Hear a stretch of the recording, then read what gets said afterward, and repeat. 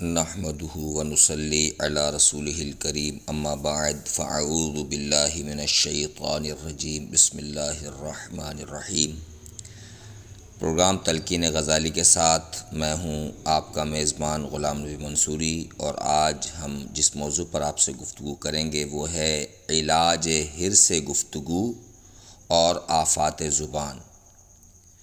تلقین غزالی کے اہم ترین مقاصد میں سے ایک مقصد یہ بھی ہے کہ معلومات کا کچھ نہ کچھ ذخیرہ ہم روزانہ کی بنیادوں پر اپنے دماغ میں منتقل کرتے رہیں، تاکہ اس طرح بوقت ضرورت معلومات کا ایک خاص ذخیرہ ہمارے ذہن میں جمع ہو جائے اور ہم اپنے آنے والی زندگی میں اس معلومات سے فائدہ اٹھا سکیں۔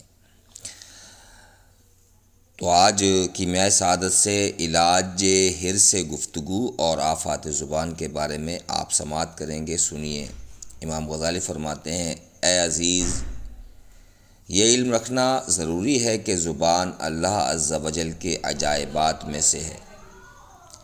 اگر وہ گوشت کا ایک ٹکڑا ہے، لیکن حقیقت میں جو کچھ موجود ہے وہ تمام کا تمام اس کے تصرف میں ہے، کیونکہ وہ موجود و معدوم دونوں کو ظاہر کرتی ہے۔ زبان عقل کی قائم مقام ہے اور کوئی شے عقل کے احاطے سے باہر نہیں، اور جو کچھ عقل و وہم اور تصور میں آتا ہے عقل اس کی عکاس یعنی تعبیر کرتی ہے اور زبان اسے بیان کرتی ہے۔ یہ صفت انسان کے کسی دوسرے عضو میں موجود نہیں ہے۔ آنکھ کی حکومت فقط انواع اشکال میں ہی ہے، اور کان کی حکومت صرف آواز پر ہے۔ دوسرے اعضاء بھی اسی طرح کچھ لینا چاہیے۔ ہر عضو کی حکومت مملکت وجود کے خاص خطے پر ہوگی، جبکہ زبان کی حکومت پوری مملکت اور پوری مملکت وجود میں جاری و ساری ہے۔ بالکل دل کو بھی حکومت جیسی زبان دل سے صورتیں لے کر بیان کرتی ہے، ایسی دوسری صورتیں زبان سے دل کو پہنچاتی ہے۔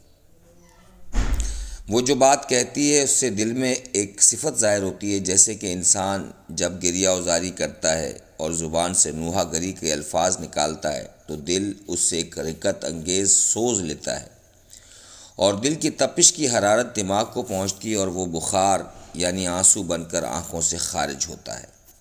اور جب زبان خوشی کی باتیں اور معشوق کی تعریف و توصیف بیان کرتی ہے تو دل میں اس سے سرور و نشاط کی کیفیت ظاہر ہوتی ہے اور شہوت متحرک ہوتی ہے۔ اس طرح ہر ایک کلمہ جو اس سے ادا ہوتا ہے، اس سے دل میں اس کلمے کے مطابق ایک صفت رونما ہوتی ہے، اور یہی زبان جب بری باتیں کہتی ہے تو دل تاریک ہو جاتا ہے، اور جب اس سے حق بات نکلتی ہے تو اس سے دل روشن ہو جاتا ہے۔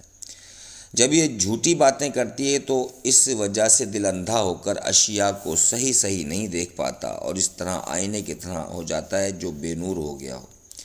اسی وجہ شاعر اور جھوٹے کا خواب اکثر سچ ثابت نہیں ہوتا، کیونکہ اس کا باطن دروغ گوئی سے اندھا ہو گیا ہوتا ہے، اور اس کے برعکس جو سچ بولنے کا عادی ہے اس کے خواب صحیح اور سچے ہوتے ہیں۔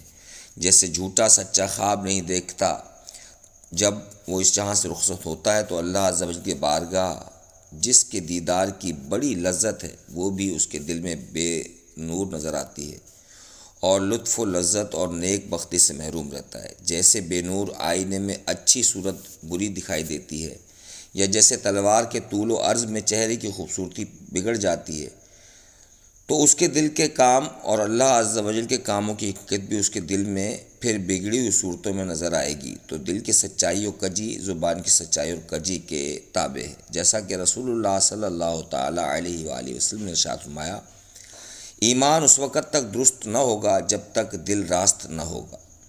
پس زبان کی آفت اور خرابی بیہودہ گوئی، گالی گلوچ، زبان درازی کی لعنت، مسخرہ پن اور یاوہ گوئی کی آفت، جھوٹ بولنے کی نشاندہی اور نفاق کی آفت ہے۔ ہم اس کا علاج انشاءاللہ توہین اور تعریف کی آفت میں بیان کریں گے۔ آج تک کے لیے بس اتنا ہی۔ اگر آپ کو یہ گفتگو پسند آتی ہو اور آپ سمجھتے ہیں کہ آپ اس گفتگو سے اپنی زندگی میں کوئی فائدہ حاصل کر سکتے ہیں تو یقیناً اسے لائک کیجئے، اپنے دوستوں کے ساتھ اس کو شیئر کیجئے۔ والسلام علیکم ورحمۃ اللہ وبرکاتہ۔